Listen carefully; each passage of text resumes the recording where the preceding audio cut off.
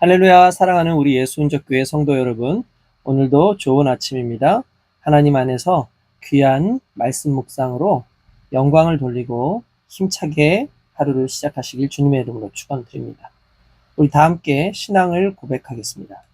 전능하사 천지를 창조하신 하나님 아버지를 내가 믿사오며 그 독생자 우리 주 예수 그리스도를 믿사오니 이는 성령으로 잉태하사 예언대로 처녀의 몸에서 나시고 나를 위하여 고난을 받으사 십자가에 못 박혀 죽으시고 장사한 지 사흘째에 죽은 자 가운데서 다시 살아나시며 하늘에 오르사 전능하신 하나님 우편에 앉아 계시다가 거기로부터 산자와 죽은 자를 심판하러 오시리라.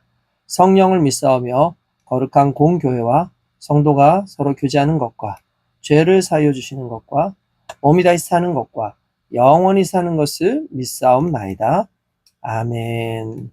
오늘 우리가 함께 은혜 받을 하나님의 말씀은 누가복음 9장 37절에서 45절까지의 말씀을 함께 보도록 하겠습니다. 이튿날 산에서 내려오시니 큰 무리가 맞을새 무리 중에 한 사람이 소리질러 이르되 선생님 청컨대 내 아들을 돌보아 주옵소서. 이는 내 외아들이니이다. 귀신이 그를 잡아 갑자기 부르짖게 하고 경련을 일으켜 거품을 흘리게 하며 몹시 상하게 하고야 겨우 떠나가나이다. 당신의 제자들에게 내쫓아 주기를 구하였으나 그들이 능히 못하더이다. 예수께서 대답하여 이르시되 믿음이 없고 패역한 세대여, 내가 얼마나 너희와 함께 있으며 너희에게 참으리요. 내 아들을 이리로 데리고 오라 하시니 올 때에 귀신이 그를 거꾸로 트이고 심한 경련을 일으키게 하는지라. 예수께서 더러운 귀신을 꾸짖으시고 아이를 낳게 하사 그 아버지에게 도로 주시니 사람들이 다 하나님의 위엄에 놀라니라. 그들이 다 그 행하시는 모든 일을 놀랍게 여기세 예수께서 제자들에게 이르시되 이 말을 너희 귀에 담아두라. 인자가 장차 사람들의 손에 넘겨지리라 하시되 그들이 이 말씀을 알지 못하니 이는 그들로 깨닫지 못하게 숨긴 바 되었습니다. 또 그들은 이 말씀을 묻기도 두려워하더라. 아멘. 네, 오늘 우리는 이제 예수님께서 변화산에서 내려오신 이후에 또다시 당신의 권능의 역사를 보여주시는 그러한 내용을 우리가 이제 대하게 됩니다.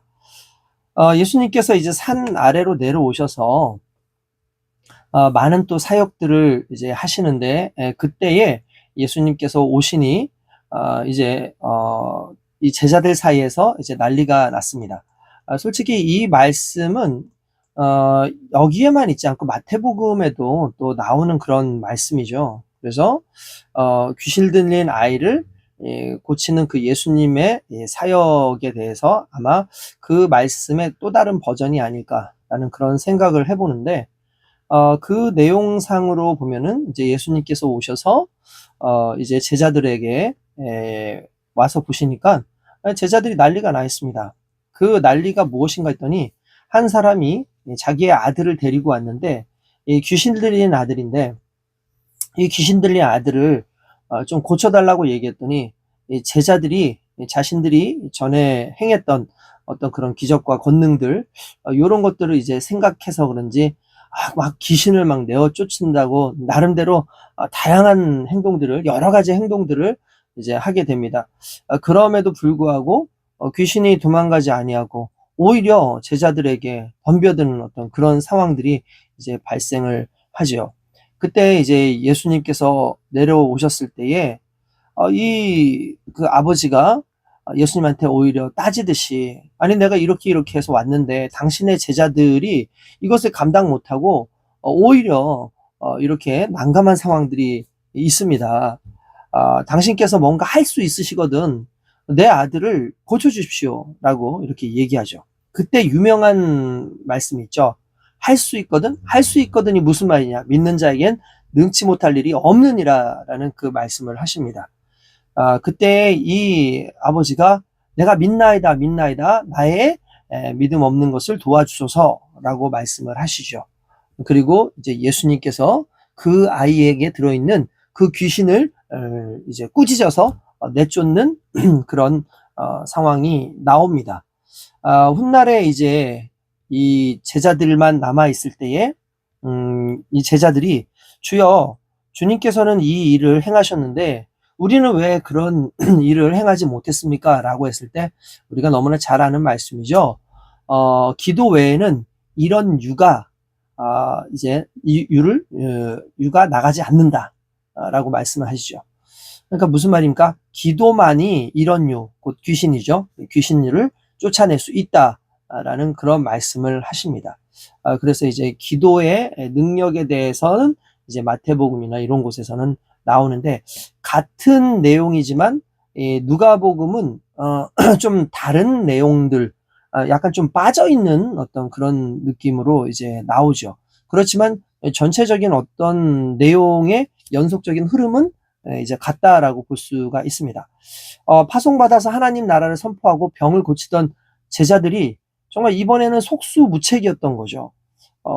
그런 이유가 무엇인가에 대해서 말씀하고 있는 게 뭐냐면 41절에 보니까 예수께서 대답하실 때 믿음이 없고 패역한 세대요 라고 얘기를 합니다. 그러니까 무슨 말입니까? 결국 그들이 내어쫓지 못한 이유는 뭐냐면 믿음이 없었기 때문이다 라고 이 얘기를 합니다. 믿음이 없었기 때문에 라고 얘기를 하죠. 결국 이 믿음이 부족했던 연고로 그러한 귀신을 내어쫓지 못했다라는 이야기를 하고 있고, 그뿐만 아니라 이제 예수님께서 이제 41절 그 뒷부분에 계속 얘기하시는 건 내가 얼마나 너희와 함께 있으며 너희에게 참으리요. 이렇게 말씀을 하시죠. 그러니까 상당히 심하게 제자들을 이제 꾸짖고, 내가 언제까지 너희와 함께 있어서 내가 이 사역을 해야 되느냐? 너희도 반드시 이런 사역을 감당해야 되지 않겠느냐라고 그렇게 이야기를 하시는 부분이라고 우리가 볼 수 있는 거죠. 그리고 결국 예수님께서 귀신을 꾸짖어 아이를 고치시는 어떤 그런 상황이 등장을 하게 됩니다. 이 내용은 마태복음의 내용이나 지금 여기 나와 있는 이 내용이나 어떻게 보면은 이제 거의 비슷한 내용이라고 볼 수가 있지요. 그 결과가 무엇입니까? 이제 현장을 압도하고 사로잡는 그 하나님의 위엄의 충만함이 이제 거기에 있었다라고 다들 고백하죠. 예수님은 역시 영광의 그리스도입니다. 그러니까 정말 제자들이나 수많은 사람들이 고대하던 메시아라는 것은 확실하고 또한 승리의 주님이죠. 그러나 이 위엄이 확증된 이런 경이적인 어떤 그런 절정의 순간에 예수는 갑자기 곧바로 영광의 그리스도가 결국 고난의 그리스도여야 된다라는 것을 밝힙니다. 여러분, 그래서 44절 보니까 이 말을 너희 귀에 담아두라. 인자가 장차 사람들의 손에 넘기우리라 라고 말씀하십니다. 아니, 뜬금없이 이게 무슨 말씀입니까? 라고 얘기를 하죠. 그러니까 지금 이 부분은요, 두 가지가 연결되어 있는 거예요. 이 귀신을 내어쫓는 예수님은 영광의 예수님이시죠. 그렇죠? 영광의 예수님. 그러니까 사람들은 영광의 그리스도에게 집중을 합니다. 그 예수님이 영광의 그리스도지만 결국 그 예수님이 또 죽음을 감당하셔야 될 고난의 그리스도이기도 하다라는 것을 이야기해주는 그런 내용인 거죠. 그러니까 너희들 내가 이렇게 하는 것 나의 영광만 보지 마라. 결국 내 영광의 가장 궁극적인 것은 고난을 당하고 십자가에 달려 죽으심으로 아버지의 뜻을 이루는 것, 이것이 내게 있어서 가장 큰 영광이고 그 고난을 너희가 오히려 영광의 새로운 모습으로 보기를 원한다라고 얘기하죠. 결국 이것이 왜 예수님께서 이러한 부분을 이야기하셨을까요? 마태복음에서는 그 기도에 대한 부분으로 이야기하고 있다면 여기는 고난의 그리스도와 영광의 그리스도가 실은 같은 그리스도다라는 그 말로써 내가 받아야 될 고난도 이 영광과 다를 바가 없다라고 말씀하시면서 당신의 이 땅에 오신 목적을 좀 더 강하게 얘기하시는 거거든요. 예, 그렇죠. 이러한 상황으로 결국은 종결되면서 이제 많은 사람들에게 이제 고난의 그리스도, 영광의 그리스도의 모습을 이제 말씀해 주시는 겁니다. 이제 물론 제자들은 끝까지 이 의미를 이해하지 못합니다. 그런데 이해할 때가 와요. 언제냐면 그것은 십자가의 죽음과 부활이 있고 나서야 발생할 수 있는 각성이었다는 거죠. 여러분, 이건 너무나 중요한 겁니다. 예수님께서 부활과 관련된 사건 또는 어떤 죽음과 관련된 사건을 제자들한테 말하지 말아라. 너희들 그거 얘기하고 다니지 말아라 라고 말씀을 하실 때가 있어요. 왜냐하면 그걸 이야기해도 그들이 이해하지 못해요. 왜냐? 그들은 예수 그리스도의 부활과 죽음을 아직 경험하기 이전이라는 거예요.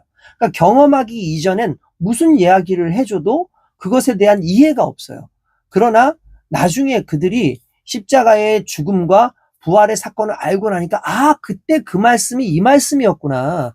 그때의 그 고난과 영광이라는 것이 결국 죽음이 있어야지만 부활의 영광이 있을 것이라는 것을 이야기해 주시는 거구나 라는 걸 깨달은 거죠. 그 이후에 제자들이 그때의 그 사건과 그 말씀을 기억해서 이렇게 성경 속에서 설명을 해주는 것을 우리가 이제 깨달아야 됩니다. 뿐만 아니라 이 당시 시대가 자연스럽게 예수 믿는 수많은 사람들, 특별히 제자들이 고난을 당하던 시기였기 때문에 고난 당하던 그 제자들에게 너희가 지금 받는 이 고난이 결국은 영광의 고난이라는 걸 잊지 말고 끝까지 잘 참아라 라는 어떤 격려의 글과도 같다라고 볼 수가 있는 겁니다. 여러분, 그렇습니다.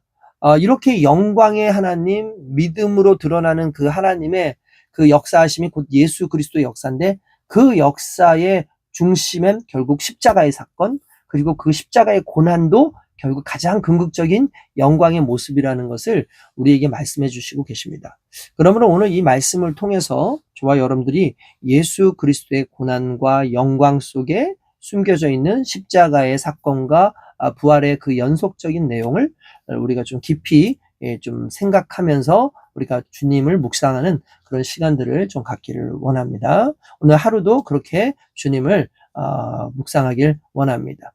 거룩하신 아버지 하나님, 감사합니다. 그리스도 예수의 죽으심과 부활하심을 우리가 기억하고 그 부활과 그 죽음의 역사 가운데에서 결국 드러나는 하나님의 영광이 무엇인지를 오늘 말씀을 통해서 우리에게 전달해 주신 줄로 믿습니다. 이 말씀을 통해서 우리가 또 새롭게 힘을 얻어 하루를 살아갈 수 있도록 인도하여 주시옵소서. 감사하고 예수님의 이름으로 기도드리옵나이다. 아멘. 할렐루야. 오늘 하루도 승리하는 좋은 날 되시기 원합니다.